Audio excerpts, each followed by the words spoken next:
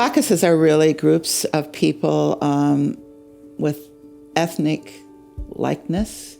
The ABC USA established caucuses to make sure that certain people were represented on what was then the general board.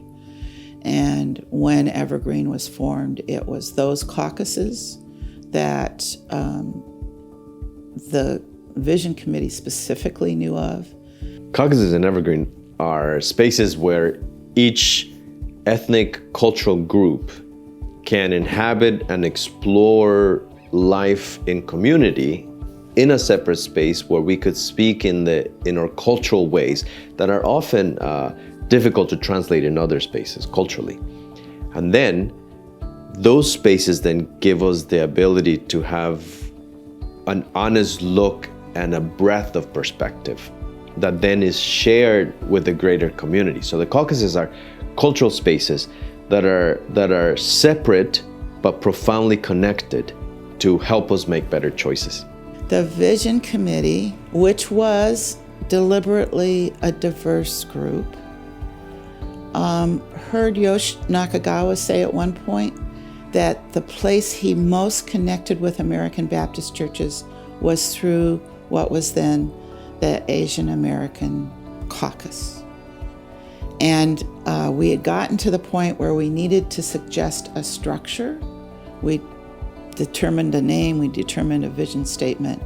We needed to do the structure. And I explained that most regions created their structure out of geography, the churches from the north, the churches from the south or east or west or whatever. And they went, And then somebody, and I have no recollection who, said, well, could we try caucuses? Could we organize by caucuses? And the whole committee picked it up and said, oh, yeah, that might be interesting. And each church would, they were thinking of churches because they came from churches. That's how it got started. It was just by a what if, and I said, we're Baptists. There's nothing that says we can't try it.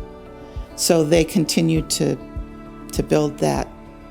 I think that we live in a diverse culture, but we live in our own silos.